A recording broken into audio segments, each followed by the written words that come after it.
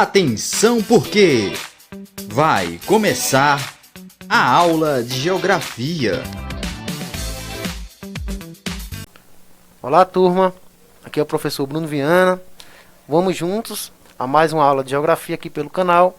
Agora a nossa aula será para os 8º anos, tá? Peguem seus materiais para anotações, informem aqui nos comentários seu nome completo, sua turma e sua escola, tá?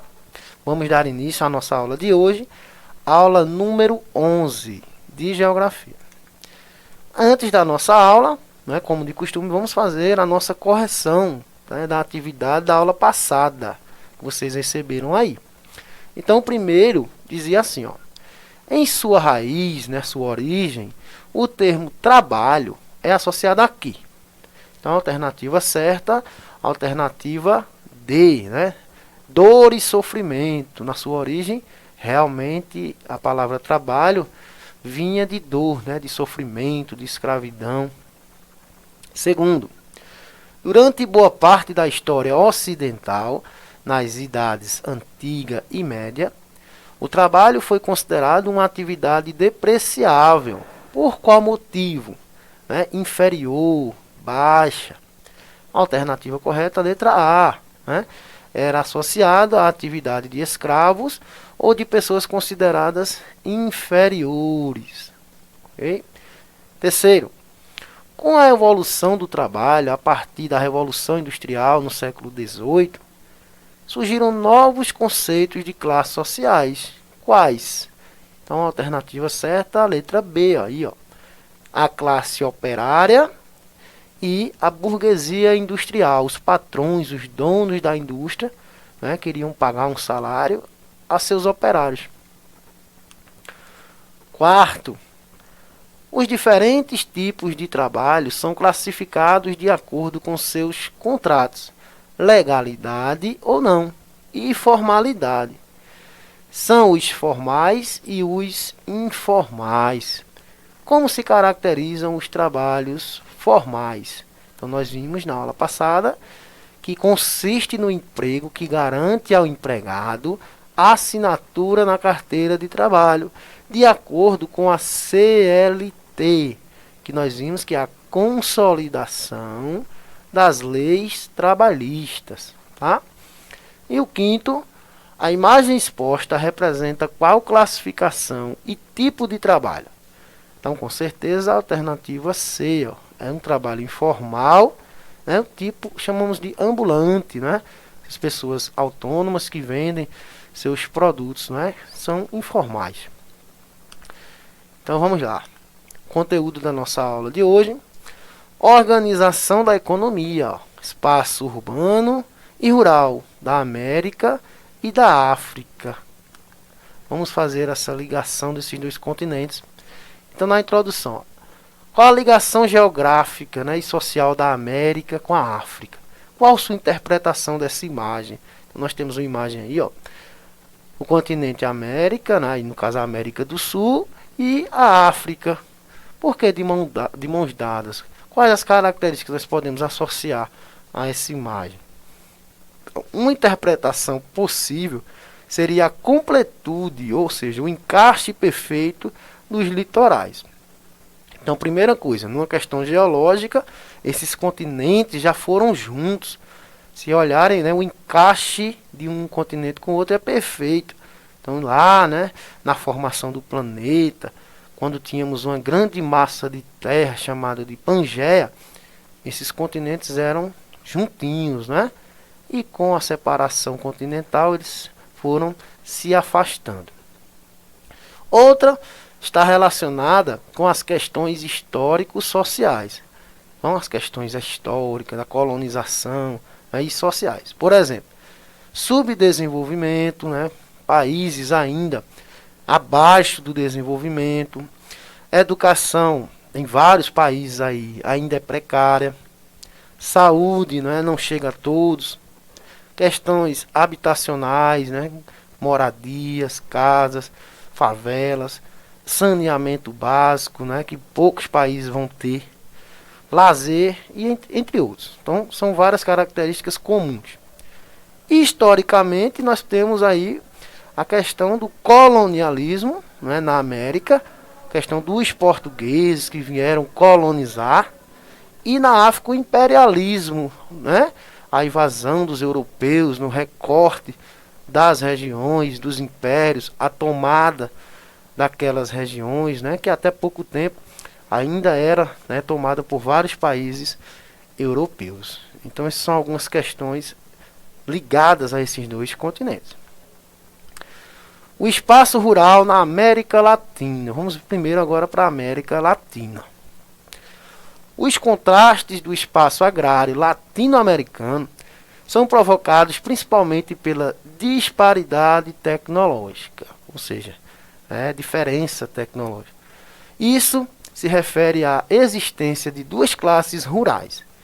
Uma parcela que conta com todo o aparato tecnológico e outra que conta com práticas rudimentares de produção.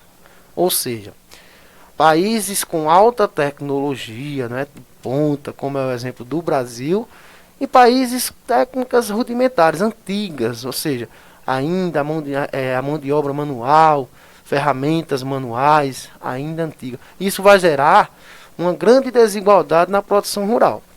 Nós teremos países altamente produtores de alimentos, como é o Brasil. Olha aí o mapa, a setinha azul, né? O Brasil, um dos maiores produtores de alimentos do mundo, né? Junto aí com os Estados Unidos. E temos também na América Latina países como Haiti, ali, ó, bem pequenininho ali, ó, a setinha laranja, né? Um dos países mais pobres do mundo, não só da América. Então vamos ver algumas características destes lugares. Disparidades rurais na América Latina, essas desigualdades. Olha. A América Latina tem pior distribuição de terras do mundo, diz FAO, Organização das Nações Unidas para a Agricultura e a Alimentação. Então esse órgão da ONU, ele afirma que na América Latina a distribuição de terra é a mais desigual do mundo. Ou seja, pessoas com muita terra, né, e milhares de pessoas com pouca terra ou quase nada, né? Então, a desigualdade é ainda maior na América do Sul. Gerenciar bem a terra é essencial para erradicar a fome e promover o desenvolvimento sustentável, afirma o órgão da ONU. Então, quanto mais igualdade na distribuição de terra, nós vamos ter mais igualdade na distribuição de renda. Então, mais famílias vão se alimentar. Por quê? Porque poucas pessoas tomam conta de grandes áreas e começam a vender, a exportar, a produzir, e outros nem produzem naquela terra.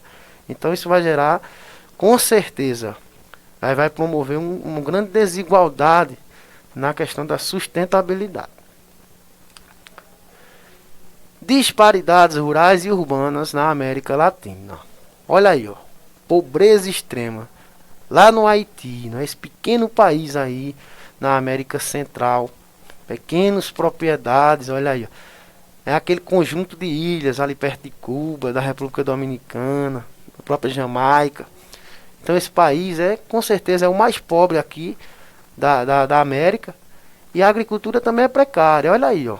Produções pequenas, áreas de relevo aí, ó, muito difícil de plantação, as feiras ainda, uma questão da pobreza ainda é muito alta, isso vai dificultar tudo. Então, realmente, a disparidade é muito grande em relação a outros países. Haiti, ó, o país mais pobre das Américas, as disparidades urbanas. Se na área rural já é difícil a sobrevivência com a agricultura, né, que é precária, imagine nas cidades. Olha aí, ó, a pobreza, sem saneamento, sem nenhum tipo de esperança. Realmente ainda é um país que ainda por cima de tudo é atacado por terremotos. Então, junta tudo isso com a pobreza, realmente é uma situação muito difícil. E para vocês terem ideia, recentemente, no mês passado, o presidente de lá foi assassinado lá, né, por alguns grupos aí de conspiração. Então, tudo é só para piorar essa situação desse país. Fome, pobreza, pouca alimentação e todas as questões sociais possíveis lá é precária. Espaço rural brasileiro. A estrutura fundiária do Brasil é a estrutura de terras, né? A distribuição das terras no Brasil. O Brasil é uma grande potência agrícola mundial. Realmente é o segundo maior país produtor de alimentos do mundo. A estrutura fundiária brasileira é uma das mais concentradas do mundo. O que quer dizer isso? Nós temos muita terra, muita agricultura, muita pecuária, né? Mas por cima nós temos uma concentração. É muita terra na mão de poucos, né? Desses poucos fazendeiros. Isso vai gerar uma desigualdade muito grande. Cerca de 55% da zona rural do Brasil encontra-se na mão de uma minoria. Nós chamamos de latifundiários, ou seja, grandes produtores de terras rurais. Então, a maior parte das terras do Brasil estão na mão desses grandes fazendeiros. E o restante é dividido, né, por pequenos agricultores, né, chamamos de minifundiários. Pouca terra, né, agricultura familiar, pouco espaço, e essa é a desigualdade. Mas esses pequenos agricultores, eles são responsáveis por abastecer nossa mesa, nossos alimentos. Então é muito importante. Espaço urbano na América Latina. 4 em cada 5 habitantes na América Latina vivem em cidades, diz a ONU. A América Latina tem 471 milhões de pessoas vivendo em cidades, ou seja, 79% do total de sua população, o que o coloca, né, como a região mais urbanizada do planeta. Mas não quer dizer que é a região com maior população, e sim é que vive nas cidades, tá, gente? Essa é a taxa de urbanização. Por exemplo, nós temos aí, ó, a cidade de São Paulo, é a capital do estado de São Paulo, maior cidade brasileira, com a população de mais de 12 milhões de habitantes. Isso é maior do que muitos e muitos países juntos, só em uma cidade. Tá? E nós temos aí Georgetown, né, na Guiana, com a população de 300 mil habitantes. É a capital de um país da América do Sul chamado Guiana, que só tem essa população. Para vocês terem ideia, Caruaru, nossa cidade vizinha, tem 360 mil habitantes, mais do que a capital desse país. Então veja ali a desigualdade urbana que nós temos na América Latina. Cidades muito populosas e outras pouco populosas. África, vamos para a África agora, viu? Um continente cada vez mais urbano, ou seja, as cidades estão crescendo, né? Desde a década de 1950, a população rural africana começou a migrar em busca de melhores oportunidades de emprego e ascensão social. Atualmente, 18 países africanos dos 54 possuem a maior parte das pessoas vivendo nas cidades. Então, quando se fala em África, né, muita gente pensa logo, né, em animais, em florestas, né, naqueles vídeos que a gente vê em tribos. Não é bem assim, né? A África também é um continente urbanizado, né, com cidades crescendo, né, a todo momento, se industrializando. Claro que, sem dúvida, os países mais pobres vão se encontrar lá. Por exemplo, em Nairobi, né, a capital do Quênia, 1 milhão de pessoas vivem em Kibera, que é a maior favela da África. Olha essa imagem aí, ó. Isso é uma favela que fica lá na capital do Quênia, em Nairobi. É a maior da África e uma das maiores do mundo.